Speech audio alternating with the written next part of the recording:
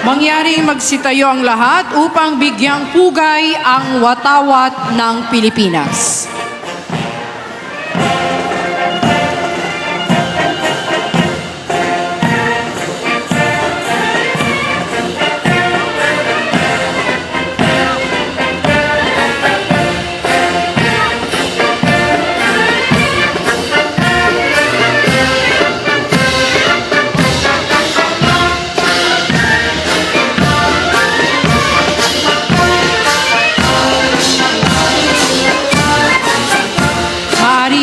Magsiyo po ang lahat. Sumusunod ang pinagsamang banda ng ating sandatahang lakas ng Pilipinas. Ang unang brigada sa kasuotang gala ay pinangungunahan ng batalyon ng kor ng mga kadete ng ating sandatahang lakas ng Pilipinas. Mula sa prestiyosong Akademya Militar sa Bansa o Philippine Military Academy, ang mga ginoo at binibining ito ang mamamahala sa iba't ibang sangay ng sandatahang lakas. Ikinikinta sa kanilang puso't isipan ng kagitingan, integridad at katapatan. Sila na sa hinaharap ay magiging kaagapay sa pagsusulong ng kapayapaan at kaunlaran ng bansa.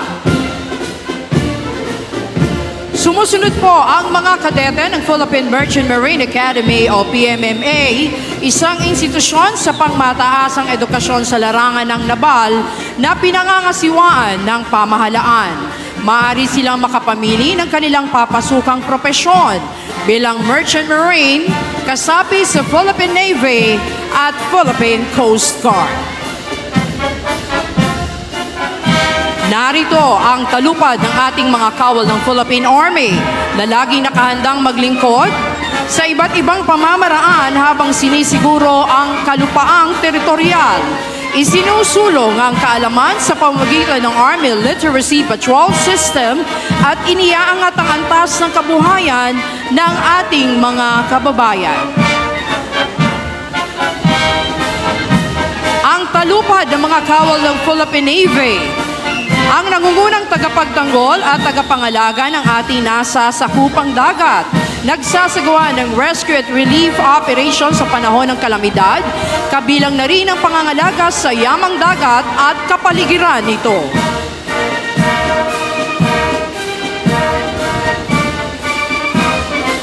Naririto po ang talupad ng mga kawal ng Philippine Air Force, ang tinaguriang mga anghel na mapaglingap, tagabantay ng ating himpapawid. Sumusuporta para sa tactical air support at mobility para sa mga tauhan at kagamitan ng sandatahang lakas. Kanilang napatunayan ang kagitingan sa gitna ng mga labanan at sa pagsaklolos sa panahon ng kalamidad. Ang pangalawang brigada sa kasuotang battle dress attire ay binubuo ng Special Operations Forces. Nangunguna rito ang Scout Ranger at Special Forces ng Philippine Army, mga individual na nakaaangat ang kasanayan at sinusuong ang operasyong tulad ng Small Unit Operations mula reconnaissance, intelligence, demolitions, gayon din ang jungle warfare and conventional warfare, mga operasyong kontra-terorismo at iba pang mga pagbabanta sa pagsupil sa kalayaan at demokrasya. Sinusundan ito ng Special Operations Forces ng Philippine Navy, ang Naval Special Operations Command, Force Reconnaissance Group at Philippine Marine Corps. Sinanay ang mga unit na ito sa natatanging operasyon sa psychological at unconventional warfare, mapatubig, lupa at ere. Kabilang ang operasyong ukol sa reconnaissance, close combat, demolition, intelligence at underwater. Ang magigiting nakasapi ng ating hukbong himpapawid ng Pilipinas, kinatawan ng iba't ibang pangunahing sistema na sumusuporta sa iba't ibang misyon ng ating sandatahang lakas ng Pilipinas.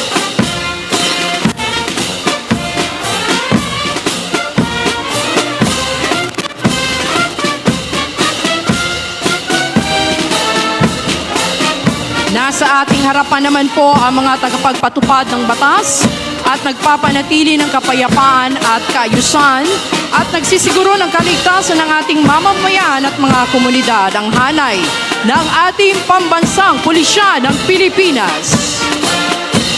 Nangunguna rito ang batalyon ng mga kadete mula sa kilalang Philippine National Police Academy. Hinuhubog ang mga karakter ng mga kadeteng ito upang mamuno sa hinaharap ng nananaigang paglilingkod, karangalan at hustisya, gayon din bilang makadiyos, responsable at respetado mga public safety officer. Kasunod naman ang Special Action Force na kilalang pangunahing maneuver unit ng kapulisan na nakatuon sa rapid deployment sa anumang lugar sa bansa, partikular sa mga sitwasyong may pambansa at internasyonal na implikasyon sa larangan ng kontra-terorismo, kontra-insurhensya, hostage rescue, civil disturbance management, search and rescue at iba pang espesyal na operasyon. Naririto rin po ang National Capital Region Police Office kaysa sa pagpapanatili ng kapayapaan, kaayusan at kaligtasan ng ating mga komunidad. Sumusunod ang mga tauhan ng PNP Aviation Security Group,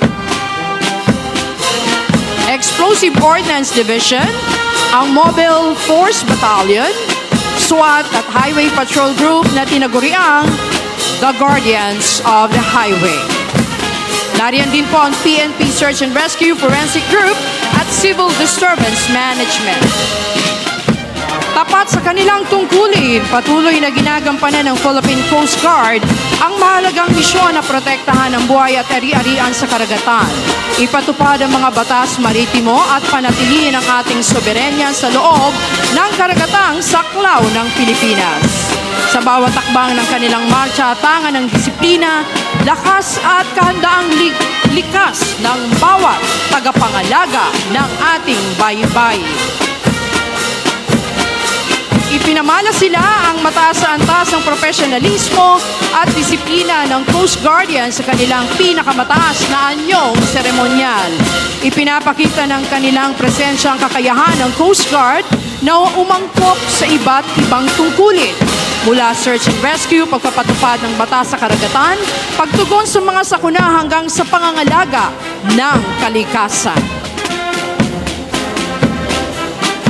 Sumusunod po ang mga kinatawan ng Bureau of Fire Protection sa pamumuno ni Fire Chief Superintendent Punto Maslang. Responsable ang ahensyang ito sa pagsisiguro ng kaligtasan ng mamamayan sa pamagitan ng pag-iwas o supresyon ng panganib at kapinsalaang dulot ng sunog. Bahagi ng pagsisiguro ng BFP ay ang pagtuon sa mga paalala at mga hakbangin laban sa sunog, ang edukasyon sa fire safety, fire protection at life safety systems.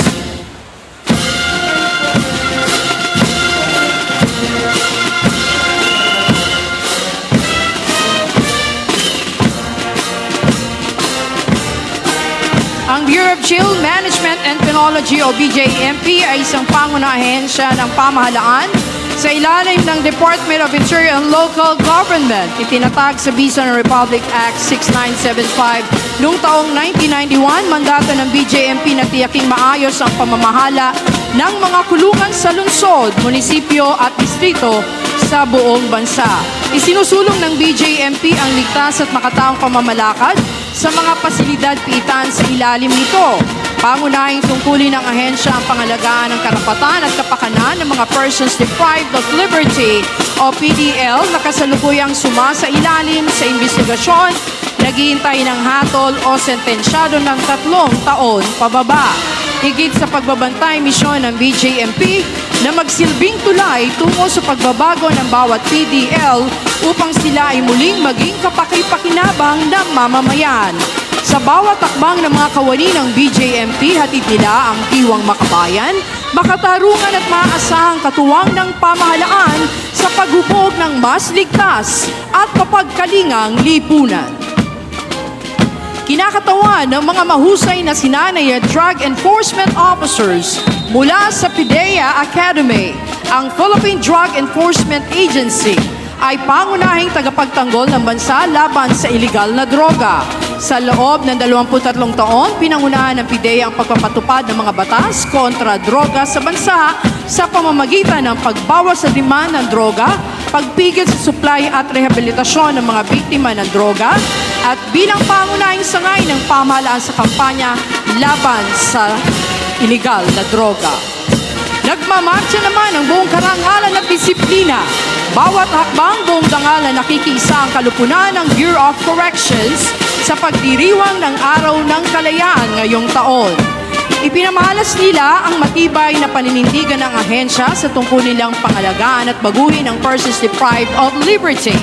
Bilang isa sa pangunahing haligi ng Philippine Criminal Justice System, profesional at may integridad at taus-puso ang hangaring makapagbago, isinasaalang ng Bucor ang pagsasakatuparan ng 2 mandato nito, seguridad at rehabilitasyon. Sa ating kalangitan, mga kababayan, nakikita nyo ang mga sasakyang panghimpapawid ng ating sandatahang lakas at bibigay pugay sa mahalagang araw na ito. Kabilang po riyan ang SF-260 Marcheri T-41 Mescalero, S-70I Black Hawk, S-76 Sikorsky at Sokol Aircraft. Naririto naman po ang mga sasakyan gamit pandigma at pang-humanitarian assistance and disaster response operations. Gayon din ang tauhang kabilang sa espesyal na unit at mga pansuportang unit mula sa hanay ng uniformadong ahensya. Nanguna po rito ang ating Chemical, Biological and Radiological Nuclear Team ng Philippine Army, ang ating Kia Light Tactical Vehicle at ang ambulance. Nasa inyo pa rin harapan ang Search and Rescue Team mula po sa hanay ng ating hukbong katihan ng Pilipinas. Sumusunod po ang ating APC o Army Armored Personnel Carrier V-300 at ang Fire Support Vehicle V-300 mula po sa Philippine Navy Marines. Nasa inyong harapan naman ang Sabra Light Tank mula po sa ating Philippine Army.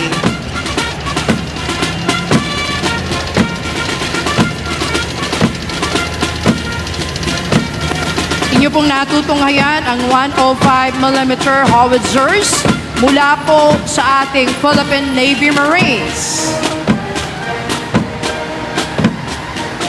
Narito naman po ang Atmos Self-Propelled 155 howitzers.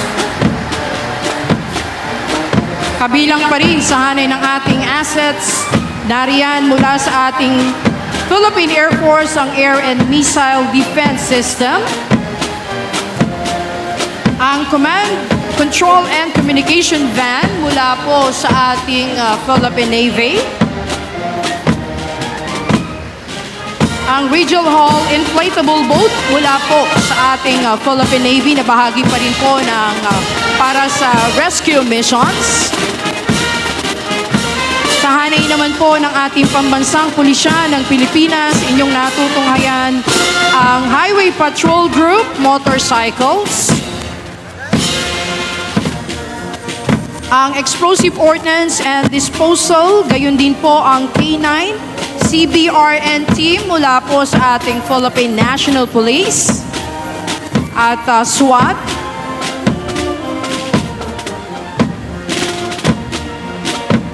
Nasa ating pa rin pong harapan mula po sa Philippine National Police Maritime Group, ang High-Speed Tactical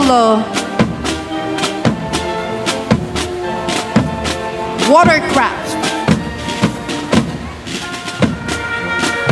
Sumusunod po ang PNP Forensic Group mula po sa SOCO.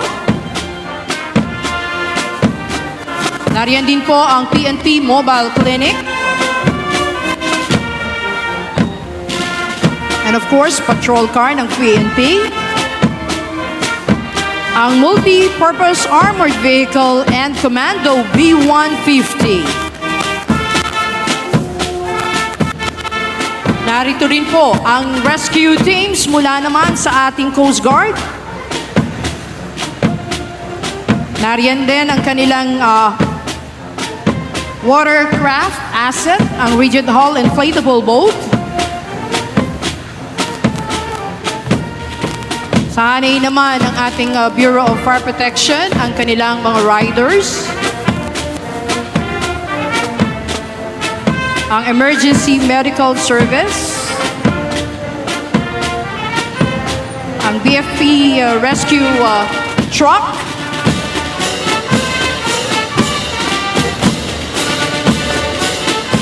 Naririto rin po ang BJMP Transport Vehicle.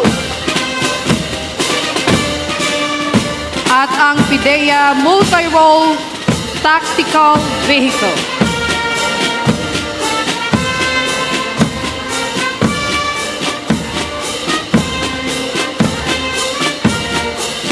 Mga kababayan, atin pong natunghayan ng ating sandatahang lakas, ang pambansang pulisya, ang tanod baybay ng Pilipinas, kasama ang Bureau of Fire Protection, ang Bureau of Jail Management and Penology at Philippine Drug Enforcement Agency, ang Bureau of Corrections, maaasahan mapaanumang larangan saan man at kailanman. Sila ang ating mga kaagapay upang mapanatili ang kaayusan, katiwasayan at kapayapaan sa buong kapuluan para sa isang matatag na kinabukasan ng ating bagong Pilipinas.